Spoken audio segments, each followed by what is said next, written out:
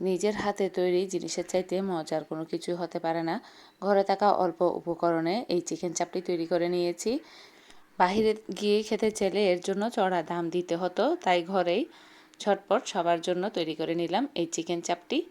তো এখানে chicken leg piece আর chicken breast piece নিয়ে নিলাম। চিকেন ব্রেস্ট পিসটাকে আমি মাঝখান দিয়ে কেটে মানে দুভাগ করে নিছি, এটা যেহেতু মোটা হয়।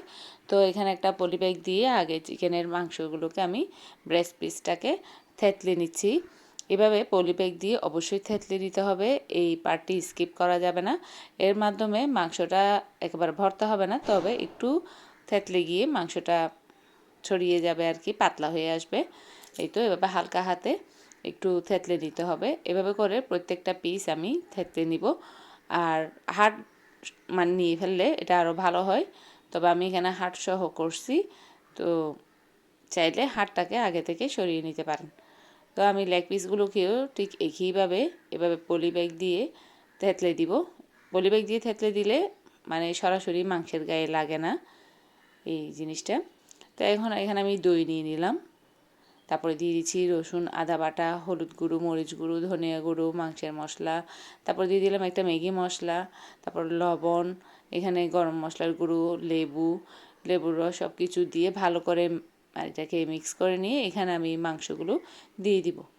আর এগুলোর মধ্যে খুব ভালো করে মশলাটাকে মাখিয়ে নিব, একদম এগুলোর গায়ে যেন, মাংসের গায়ে যেন মশলাটা ভালো করে লেগে যায়। তাই আমি হাতে এটাকে মানে করে নিচ্ছিলাম যাতে এটা ভালো করে ম্যারিনেট হয়।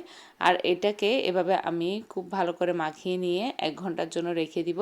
আর যদি এর চেয়ে বেশি সময়ের জন্য রাখা যায় তাহলে তো ভালো কথা। আমি এটাকে সকালেই ম্যারিনেট করে রেখে দিছি আর দুপুরে করে নিছি, এটাকে রান্না করে নিছি। তো প্রায় 2 থেকে 3 ঘন্টা এটা ম্যারিনেট ছিল। তো যত বেশি ম্যারিনেট হয়ে থাকবে, যত বেশি সময় ততই ভালো। তো এখানে আমি নিয়ে নিলাম বেসন। বেসন এখানে অবশ্যই লাগবে, এখানে চালের গুঁড়োর কোনো দরকার নেই। তো বেসন নিয়ে এটাকে আমি ভালো করে এটার গায়ে বেসনটাকে লাগিয়ে কোট করে নিচ্ছি। তো একটু ঝাঁকিয়ে নিব এভাবে, যাতে এক্সট্রা বেসনগুলো ঝরে যায়। এভাবে করে ঝাঁকিয়ে নিব। তো এইভাবে করে প্রত্যেকটা মাংসে আমি বেসনটাকে লাগিয়ে নিব। তারপর এখানে তেল গরম করে আমি ফ্রাই প্যানে দিয়ে দিলাম মাংসগুলো একে একে। সবগুলো আস্তে আস্তে উল্টিয়ে দিব। এটা যেহেতু অনেকক্ষণ ধরে ম্যারিনেট ছিল, প্রায় 2 থেকে 3 ঘন্টা ম্যারিনেটেড ছিল। 1 ঘন্টা ম্যারিনেট করে রাখলেও চলবে। তারপর আর যেহেতু মুরগির বুকের মাংস, এটা হতে খুবই অল্প সময়ই লাগে। তো মাংসটা এখন আমি চুলার আঁচটাকে হাই থেকে মিডিয়ামে রেখে এই মাংসগুলোকে ফ্রাই করে নিচ্ছিলাম। তো এটা হতে খুবই অল্প সময় লাগবে, যেহেতু এটা অনেক সময় ধরে ম্যারিনেট ছিল। তো এই তো মাংসগুলো ফ্রাই করা শেষ। এখন এই অবস্থাতেও রুটি, নান বা পরোটা দিয়ে খাওয়া যাবে, খুবই মজার চিকেন চাপ। আর অথবা এভাবে কেটে নিয়ে পিস পিস করে আমার স্টাইলে এভাবে খাওয়া যাবে, দেশীয় স্টাইলে। এখানে আমি ক্যাপসিকাম, গাজর, পেঁয়াজ কুচি, মরিচ সব কিছু কেটে নিছি। আর সেই মানে থাকা মশলাটি, বেঁচে যাওয়া মশলাটা আমি এখানে সরিষার তেল দিয়ে দিলাম। এখানে অবশ্যই সরিষার তেল ইউজ করা হবে, এখানে সয়াবিন তেল ইউজ করা যাবে না।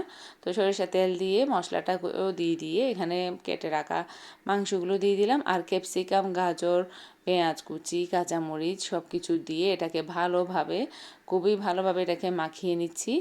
তো এমনভাবে মাখিয়ে নিতে হবে যাতে সমস্ত মশলাগুলো মাংসের গায়ে আর এই সবজিগুলোর গায়ে লেগে যায়।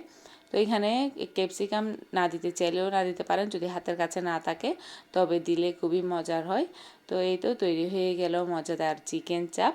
পরোটা বা নানের সাথে দারুণ লাগে খেতে, সাথে রায়তাও তৈরি করে নিয়েছি।